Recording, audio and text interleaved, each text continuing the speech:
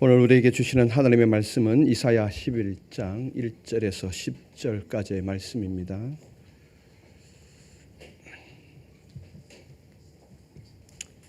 이미 우리가 성시교독할 때 우리가 같이 교독한 말씀입니다. 이사야 11장 1절에서 10절 한 절 한 절 교독하시겠습니다.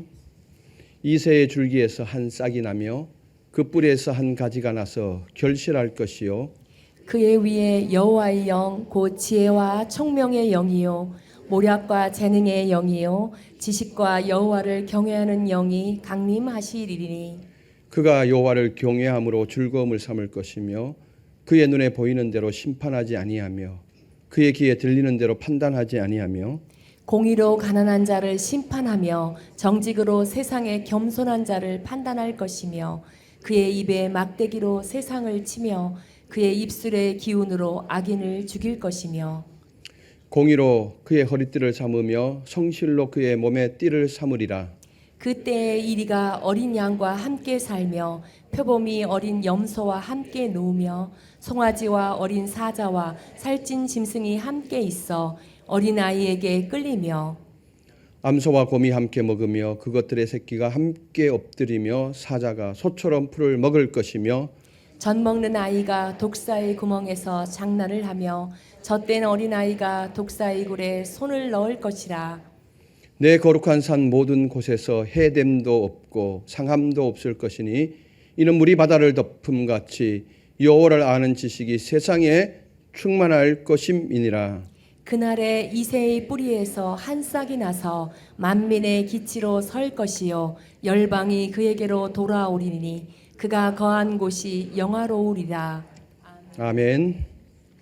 복된 주일 하나님께 예배드리러 오신 판교성전과 강남성전 삶의 자리에서 영상으로 함께하고 계신 성도님들을 환영하고 축복합니다.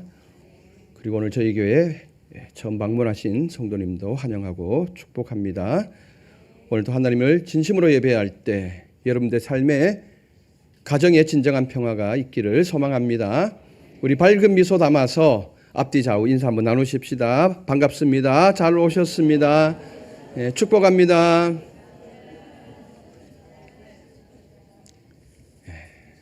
심신 후보 축복하고 환영합니다.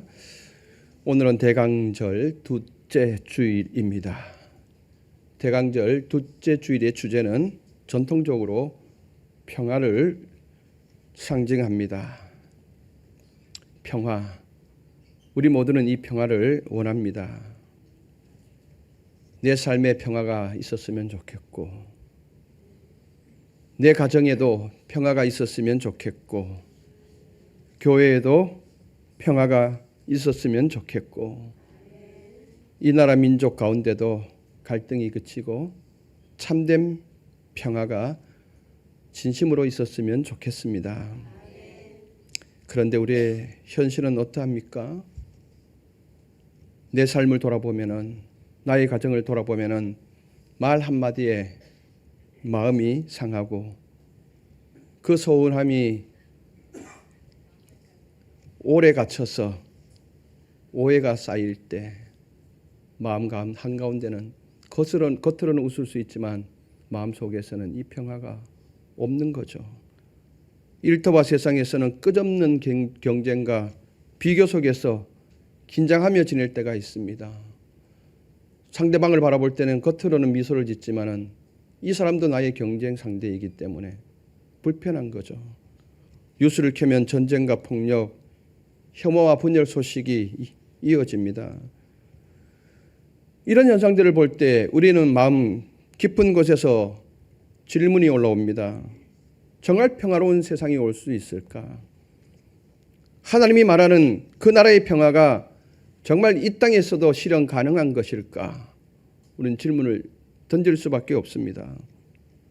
그러나 오늘 본문 이사야 11장은 이 질문에 대한 하나님의 대답입니다. 하나님은 이사야 선지자를 통해서 하나님 나라의 평화가 어떤 것인지, 그리고 그 평화가 어디에서부터 시작되어지는지를 분명하게 들려주고 있습니다. 놀라운 것은 그 평화가 어느 날 갑자기 하늘에서 뚝 떨어진 것이 아니라 아주 작고 연약해 보이는 한 싹에서 시작된다라고 말씀하십니다. 그 싹은 바로 예수 그리스도이시지요. 하나님께서는 예수 그리스도로부터 새로운 역사를, 평화의 나라를 시작하신다고 약속하십니다. 오늘 우리는 예수 그리스도로 시작되는 평화의 나라라는 제목으로 이 말씀을 함께 묵상하고자 합니다. 먼저 1절 말씀을 한번 다시 보시겠습니다. 이새의 줄기에서 한 싹이 나며 그 뿌리에서 한 가지가 나서 결실할 것이요. 아멘. 지난주에 우리 예레미야서 33장 14절 말씀 기억하실까요? 다윗에게서 한 공의로운 가지가 나게 하리라. 이때는 다윗에게서라는 말을 쓰고 있죠. 근데 오늘 이사야 선지자는 이새에서 이렇게 쓰고 있습니다. 차이점이 있죠. 이사야가 의미를 가지고 다윗의 줄기가 아니라 이새의 줄기로 표현한 것입니다. 장차 평화로 오실 그 예수 그리스도는 희왕찬란하게 화려하게 오실 왕이 아니다. 그저 평범한 가정에서 평범하게 이 땅 가운데 오실 것임을 바라보고 있는 것입니다. 실제로 예수 그리스도는 평범한 가정에 목수의 아들로 오지 않았습니까? 이새의 줄기라는 이 말, 이 줄기라는 이 단어는 구루터기를 의미합니다. 밑둥이 완전히 잘려나간, 그때 당시 상황을 보면, 이사야 시대의 이 상황을 보면은 다윗 왕조가 끝난 것처럼 보였죠. 밑둥이 완전히 잘려나가서 바벨론에게 처참하게 짓밟혀서 포로가 되어지고, 이 왕조가 완전히 끝장난 것처럼, 뿌리만 남은 마치 모든 것이 끝난 것처럼 보이는 상태, 이 상태를 바로 줄기라고 표현했습니다. 나라가 무너지고 왕조가 무너지고 사람들의 기대가 완전히 꺾여버린 이 상태, 사람의 소망이 끊어진 그 자리를 바로 줄기로 표현하고 있습니다. 쓸모없는 구루터기처럼 그저 베이고 남은 뿌리처럼 보입니다. 그러나 하나님은 그 자리가 끝이 아니야, 시작이라고 말씀하십니다. 사람은 폐허를 보지만 하나님은 씨앗이 심겨 있는 그 자리를 보고 계십니다. 사람은 아무것도 남지 않았다라고 그렇게 생각하지만 하나님은 그 구루터기를 통해서 한 새싹을 준비하고 계십니다. 바로 그 잘려진 구루터기에서 메시아의 새 역사를 일으켜 가실 것이다, 우리에게 약속해 주고 있습니다. 여러분 인생은 어떨까요? 우리의 인생에도 그런 자리가 있습니다. 바로 눈앞에 금요일날 수능 성적표가 배부가 되어졌죠. 어떤 자녀들은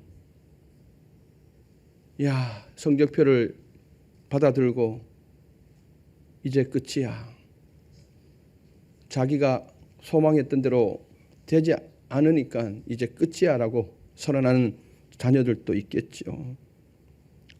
어떤 성도님들은 어떤 일들 앞에서 실패를 경험합니다. 그 실패 앞에서 밑둥이 잘려 나간 것처럼 이제는 더 이상 가능성이 없어 좌절하고 있지 않습니까? 여러분, 그러나 말씀은 우리에게 이렇게 가르칩니다. 하나님은 잘려나간 구루터기에서 싹을 내게 될 것이다. 할렐루야. 여러분, 실패도 할 수 있고 기대에 못 미치는 성적도 받을 수 있고 사람으로 인하여서 심한 고통에 빠질 수도 있습니다. 그러나 그것이 절대 끝이 아닙니다. 하나님이 예수 그리스도를 이 땅 가운데 새싹으로 준비하셨던 것처럼 우리가 예수 그리스도를 분명히 잡고 있으면 우리는 거기서 또 다른 새싹을 우리가 보게 될 것입니다. 잘려진 구루터기에서 싹을 내시는 분이 하나님이십니다. 내가 끝이라고 생각한 자리에서 하나님은 평화의 나라를 시작할 수 있으심을 확신할 수 있기를 바랍니다. 이제 그 싹이 싹 위에 어떤 은혜가 임하는지를 한번 살펴보고자 합니다. 2절 3절 한번 같이 보시겠습니다. 그 위에 여호와의 영 곧 지혜와 총명의 영이요 모략과 재능의 영이요 지식과 여호와를 경외하는 영이 강림하시리니 그가 여호와를 경외함으로 즐거움을 삼을 것이며 그의 눈에 보이는 대로 심판하지 아니하며 그의 귀에 들리는 대로 판단하지 아니하며. 아멘. 여기서 그의 위에라고 할 때 그는 바로 싹 메시아 예수 그리스도를 가르치고 있습니다. 이 작은 싹 위에 여호와의 영이 충만히 머무신다는 것입니다. 쉽게 말하면 예수 그리스도 위에 여호와의 영, 하나님의 영이 충만하게 머무르게 되는데 그 영이 충만하게 머무를 때에 예수 그리스도 그 영은 지혜와 총명의 영이 임할 것이고 모략과 재능의 영이 임할 것이고 지식과 여호와를 경외하는 영이라고 오늘 부르고 있습니다. 정리하면 이렇습니다. 지혜와 총명의 영은 바로 상황을 꿰뚫어 보는 참된 지혜의 왕이심을 말씀하고 있습니다. 여러분, 우리가 보는 것은 눈에 보이는 현실만 보고 있는 거죠. 저 사람이 웃는데 뭔가 좋은 일이 있는가 보다. 근데 그 사람은 웃는 게 아니죠. 공동체 속에서 공동체를 마주하다 보니까 어쩔 수 없이 웃어야 되잖아요. 마음과 깊은 곳에서는 괴로움이 있는데 힘듦이 있는데 공동체를 마주할 때 그저 웃을 수밖에 없는 거죠. 근데 우리는 보기에 현상으로 나타난 그 현상을 보기 때문에 그것만 보기 때문에 이 사람은 뭔가 좋은 일이 있구나 이렇게 생각하는 거죠. 자녀도 부모의 마음을 깊이 헤아릴 수도 없고 부모도 자녀의 마음을 깊이 헤아릴 수 없습니다. 오랜 시간 살을 붙이고 같이 살아왔던 부부도 속마음을 꿰뚫지 못합니다. 이것이 우리가 가지고 있는 한계입니다. 그런데 주님은 그 상황을 꿰뚫고 보신다는 거예요. 오늘 이 자리에 앉아 있는 각자 한 사람 한 사람 무슨 생각으로 앉아 있는지 어떤 마음인지 어떤 심정인지 우리 주님은 아신다라는 겁니다. 이것이 바로 지혜와 총명의 영으로 표현되고 있습니다. 우리는 겉모습과 분위기에 쉽게 속아 넘어갑니다.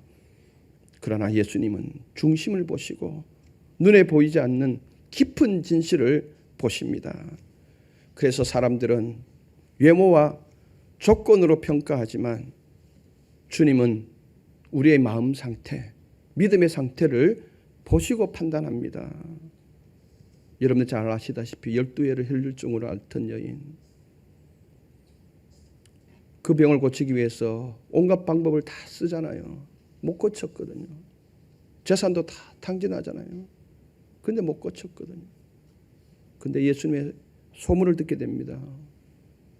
예수님은 어떤 병도 능히 고치더라. 마음 가운데 믿음이 생겼던 거죠. 그래서 그 예수님을 한번 만나봐야 되겠다.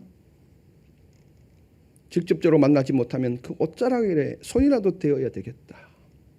그 일념 하나로 마음 중심에 일어나는 이 믿음의 일념 하나로 그 당시에 도저히 뚫고 들어갈 수 없는 그 사람 사이를 뚫고 들어가서 예수님의 옷자락을 만지거든요. 그때 예수님이 이 여인의 마음 중심에 있는 그 믿음을 보시고 그 혈류의 근원을 완전히 치료해 주셨습니다. 이게 우리의 소망입니다. 내 속마음을 아무도 몰라줘도 누구는 아신다? 하나님이 아시고 예수 그리스도가 아신다. 이게 우리의 소망입니다. 바로 이 예수 그리스도, 이 땅에 오신 이 예수 그리스도가 지혜와 총명의 영이라고 그렇게 말씀하고 있습니다. 그 다음은 모략과 재능의 영이라고 말합니다. 우리에게는 좋은 생각, 좋은 의도가 많습니다. 어떤 일을 행할지에 대해서 이렇게 행하면 이게 선한 일이고 또 이렇게 가는 것이 옳은 일이다. 이거 잘 알고 있습니다. 그런데 중요한 것은 실천할 수 있는 힘이 없는 것이 근본적인 한계입니다. 자, 하나님은 우리에 대해서 선한 계획을 가지고 계셨습니다. 이미 오래전부터 우리를 예정하셔서 구원시키려고 이 선한 뜻을 가지고 계셨는데, 그 선한 뜻은 당신의 아들, 죄 없으신 당신의 아들 예수 그리스도를 십자가에 못 박여 죽이는 일이었습니다. 그런데 이것은 어느 누구도 실행할 수 없는 일이죠. 엄청난 일이기 때문에 신이신 하나님께서 육신의 몸을 입고 이 땅 가운데 오시잖아요. 그리고 공적 삶을 다 사시고 난 다음에 이제 인류를 향한 마지막 대속의 길을 가잖아요. 겟세마네 동산에서 기도하잖아요. 하나님 너무 괴롭습니다. 고통이 너무 심합니다. 이거 피해갈 수 있으면 피해갈 수 있기를 원합니다. 그런데 내 원대로 하지 마시고 아버지 뜻대로 되기를 원합니다. 예수님은 이것을 실천할 수 있는 능력이 있었거든요. 그래서 당신의 아들에게 이 짐을 주운 거죠. 실천할 수 있어. 결국 십자가의 길을 걸었고, 그로 말미암아 하나님의 이 영원한 아름다운 계획이 이루어진 것 아닙니까? 그래서 오늘 저와 여러분들이 이 자리에 앉아서 예배 드린 것 아닙니까? 할렐루야. 어느 성도님이 그러더라고요. 목사님, 우리 남편은요, 사람 좋기로는 정말 이루 말할 데가 없습니다. 너무 좋아요. 그 뒤에 하는 말이 결단력이 없고 실행 능력이 없다는 거예요. 그런데 반면에 또 이런 분이 있습니다. 우리 남편은요, 일을 추진하는 능력이 대단해요. 막 능력이 있어요. 힘이 있어요. 그런데 맨날 속 썩이는 거예요. 어느 남편하고 사시겠습니까?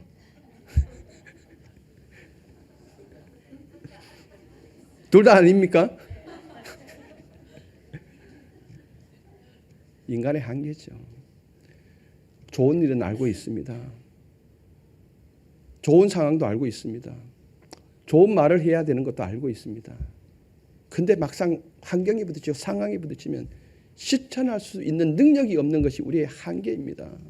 그런데 우리 주님은 좋은 의도, 좋은 생각, 좋은 일들 다 알고 계시고 그것을 실천할 수 있는 능력이 있다는 것입니다. 할렐루야. 이게 모략과 재능의 영이라는 것입니다. 그렇기 때문에 우리가 이 예수 그리스도를 내 마음 가운데 모시면 그 영이 우리도 함께 임하게 되는 것입니다. 나는 실천할 수 없지만, 실천할 수 능력이 없지만 예수 그리스도와 함께 할 때 비로소 그 실천한 힘이 생겨진다는 겁니다. 세 번째는 여호와를 경외하는 영이 강림하신다. 메시아는 여호와를 깊이 경외하는 왕이라는 것입니다.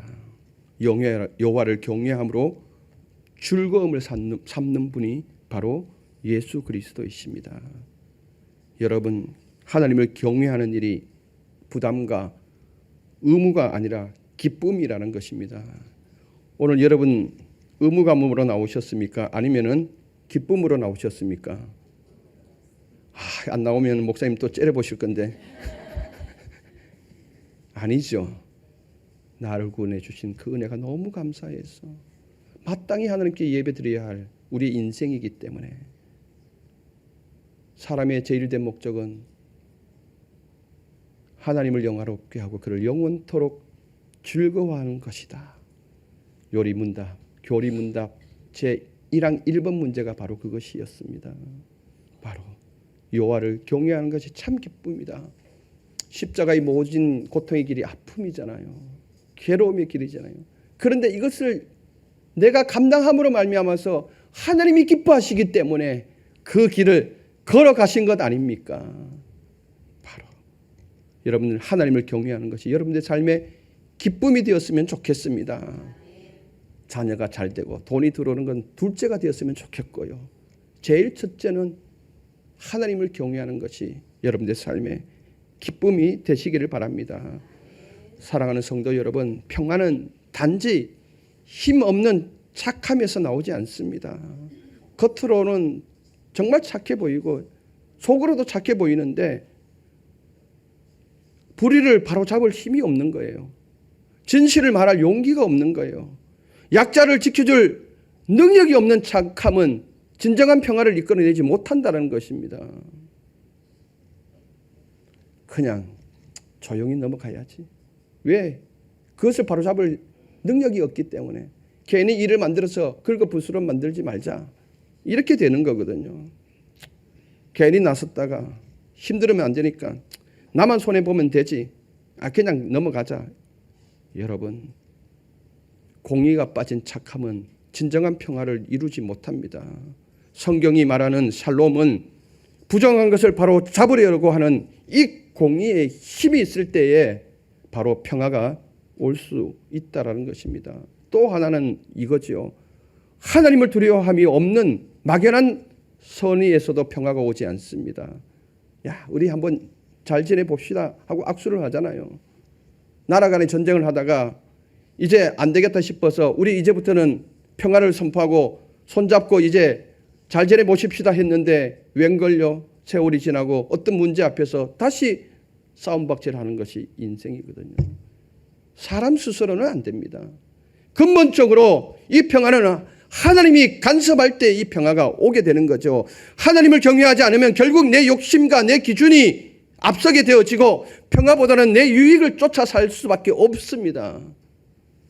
그러면 겉으로는 조용해 보여도 마음 깊은 곳에는 비교와 경쟁과 불안이 가득하게 되죠. 그러나 하나님을 경외하면 내 마음의 왕자를 내려놓고 평화의 왕이신 예수 그리스도의 다스림 아래 들어가기 때문에 비로소 평화가 찾아올 수 있는 것입니다. 이 평화가 여러분들에 있었으면 좋겠습니다. 이어서 4절은 이렇게 말합니다. 공의로 가난한 자를 심판하며 정직으로 세상에 겸손한 자를 판단할 것이다. 여기서 심판한다는 말은 단지 어떤 일을 결정짓는다는 말이 아닙니다. 이 뜻도 있지만은 억울한 자의 편에 서서 그 억울한 자의 말을 들어주신다는 의미도 함께 가지고 있습니다. 당시 이스라엘 상황이 어떠했습니까? 힘 있는 자와 가진 자가 가난한 자를 짓밟는 구조였거든요. 재판도 가진 자에게 유리했고 돈 있는 자에게 빽 있는 자에게 재판도 유리했거든요. 죄를 지어도 돈만 있으면은 주변에 권력만 갖다 대면은 죄가 없어지는 사회였거든요. 명백하게 죄가 드러났는데도 돈과 권력 앞에서 죄 없음이 선포되는 세상. 명백히 자신은 잘못한 것이 하나도 없는데 약하다는 이유로, 조용하다는 이유로, 돈이 없다는 이유로, 권력이 없다는 이유로 죄를 덮어씌우는 그 사회 구조였거든요. 그러면 이 억울함을 당하는 사람들은 어떤 마음이 들겠습니까? 하루속히 공의로 다스리는 세상, 정의로운 세상이 왔으면 좋겠다. 기다리지 않겠습니까? 그런 시대 속에서 메시아는 가난한 자, 겸손한 자의 편에 서셔서 그들을 위해 공의와 정의로 베푸시는 왕으로 오신다라고 말씀하고 있습니다. 우리는 여기서 중요한 한 가지를 기억해야 합니다. 공의가 없는 평화는 평화가 될 수 없습니다. 가정 안에서, 교회 안에서, 사회 안에서 겉으로는 아무 일 없는 것처럼 조용하지만 실제로 약한 이들이 계속 상처를 받고 눌려 있다면 그것은 성경이 말하는 평화가 아닙니다. 그것은 단지 억눌림으로 인해 이 침묵일 뿐인 것입니다. 힘의 지배 구조에 눌려서 아무 소리도 못하는, 그냥 겉으로 봤을 때는 평안한 것 같지만은 어느 한 사람은 거기서 고통을 당하고 있다는 거죠. 예수님은 이것을 해결하시기 위해서 이 땅 가운데 오셨습니다. 그래서 5절은 이렇게 고백하죠. 공의로 그의 허리띠를 삼으며 성실로 그의 몸의 띠를 삼으리라 라고 선언합니다. 예수님 허리띠는 사람을 단단히 묶어주는 것 아닙니까? 예수 그리스도의 통치 전체를 묶어주는 중심이 바로 공의와 성실이라는 것입니다. 사람은 판단을 그르칠 수 있지만 예수님은 명확하게 정확하게 정의와 공의로 다스릴 것임을 선포하고 있는 것입니다. 예수님이 다스린 세상, 복음이 이 땅 가운데 오는 이 세상, 이 세상에 샬롬이 임하는 이 나라는 어떤 나라인지 6절, 7절, 8절에 분명하게 보여주고 있죠. 6절, 7절, 8절, 6절, 7절, 8절 한번 읽어보시겠습니다. 그때 이리가 어린 양과 함께 살며 표범이 어린 염소와 함께 노으며 송아지와 어린 사자와 살찐 짐승이 함께 있어 어린 아이에게 끌리며 암소와 곰이 함께 먹으며 그것들의 새끼가 함께 엎드리며 사자가 소처럼 풀을 먹을 것이며 젖먹는 아이가 독사의 구멍에서 장난하며 젖된 어린 아이가 독사의 굴에 손을 넣을 것이라. 아멘. 제가 고등학교 시절 때 교회에서 사막의 샘이 넘쳐 흐르리라 참 많이 불렀죠. 그죠? 그 복음성가의 가사가 된 것이 오늘 이 말씀을 배경으로 하고 있지 않습니까? 근데 요즘 이 노래를 안 부르더라고요. 원래 한 해 이 노래를 우리 교회에서 불렀는지 안 불렀는지 모르겠습니다. 안 불렀는 것 같아요. 한번 불렀는지 모르겠습니다. 왜 이 노래가 사라졌을까요? 이상적인 나라니까. 아무리 불러도 그 나라는 오지 않는 것 같으니까. 여러분, 이 그림이 믿겨집니까? 상상할 수 없는 평화의 그림이죠. 이리가 어린 양과 함께 살고 아기들이 독사의 굴 앞에 절대 가면 안 되는 일 아닙니까? 그런데 그 앞에 가도 해됨도 상함도 없고 서로 잡아먹던 관계 아닙니까? 하나는 쫓아다니고 하나는 피해 다니는 관계 아닙니까? 하나가 될 수 없는 관계, 함께 살 수 없는 그런 관계이거든요. 서로를 두려워하며 피하던 관계가 함께 눕고 함께 먹고 함께 노는 이 모습, 원래는 만나면 싸우고 상처 주던 존재들이 이제 함께 힘을 누린다는 거예요. 이게 예수님이 다스리는 세상이고 예수님이 통치하는 세상이라는 겁니다. 이것은 메시아의 평화가 얼마나 크고 깊은지를 보여주는 상징입니다. 지금까지 서로 경쟁자 그리고 적이었던 위협으로만 보였던 사람들이 복음 안에서 형제와 자매가 된다는 겁니다. 늘 나를 상처 주던 사람이 복음 안에서 나를 위해 기도해 주는 동력자가 된다는 것입니다. 서운함과 미움이 쌓여있던 관계가 예수 그리스도의 십자가 앞에서 녹아지는 장면, 그것이 바로 이 그림이 보여주는 세계입니다. 가능할까요? 그런데 모형적인 그림이 로마 교회 안에서 비춰졌거든요. 로마서 16장을 여러분들 읽어보십시오. 거기에는 대부분의 이름이 등장합니다. 그런데 이 이름이 왜 사도 바울이 그 이름을 기록했을까요? 그냥 이름만 나오거든요. 이 사람에게 로마 교회 안에 있는 같이 신앙생활을 하고 있는 사람의 이름을 거론하면서 이 사람들에게 문안을 해줄 것을 요청하고 있습니다. 그런데 그 로마 교회 안에 있는 사람들의 면면을 보면 놀라운 일이라는 거죠. 자, 유대인이 있었고 이방인이 있었고 그리고 주인이 있었다면 노예가 있었고 왕족이 있었다면 천한 가문도 있었고 여러분 여자가 있었다면 남자가 있었고 어린아이가 있었다라는 거죠. 이 그림은 오늘 이사야 11장에 방금 읽은 내용의 말씀과 그림과도 거의 일치하는 내용입니다. 노예와 주인이 같이 예배를 드리는 공간, 왕족 가문과 천민 가문이 함께 예배 드리는 이 공간, 같은 공간에 이런 역사가 일어나고 있는 겁니다. 유대인과 이방인이 섞일 수 없는데 이것이 함께 드리는 예배의 공간, 로마 교회가 그런 모습이었다는 거죠. 바로 모형이라는 거죠. 오늘 우리 예배당도 마찬가지입니다. 여기에는 잘 사는 사람도 있고 못 사는 사람도 있고 많이 배운 사람도 있고 적게 배운 사람도 있고 건강한 사람도 있고 건강이 약한 사람도 있고 여자도 있고 남자도 있고 이게 천국의 모형이 아닙니까? 바로 이사야 선지자는 예수 그리스도의 복음 안에서 이런 모습이 나타난다고 말씀하고 있습니다. 이것이 바로 교회의 전형적인 모형인 것입니다. 여러분, 그러면 이 평화의 근원이 이렇게 같이 공존할 수 있는 근원이 무엇일까? 9절의 말씀입니다. 9절 한번 읽어보시겠습니다. 내 거룩한 산 모든 곳에서 해됨도 없고 상함도 없을 것이니 이는 물이 바다를 덮음같이 여호와를 아는 지식이 세상에 충만할 것임이니라. 아멘. 해됨도 상함도 없는 그곳, 바로 앞에서 말씀했던 이리와 아기가 함께 뛰노는, 양과 함께 뛰노는 이 세상. 그런데 이렇게 공존할 수 있는 비결은, 이 모든 그림의 핵심은 바로 여호와를 아는 지식이 세상에 충만할 때 가능하다는 것입니다. 평화의 뿌리는 단순히 무기를 내려놓는다고 해서 평화가 오지 않습니다. 억지로 참는다고 평화가 오는 것도 유지되는 것도 아닙니다. 하나님이 어떤 분이신지 알고 그분의 사랑과 공의와 인자하심과 진실하심을 알아가는 여호와를 아는 지식이 충만할 때 참된 평화가 오게 된다는 것을 이사야 선지자는 말씀하고 있습니다.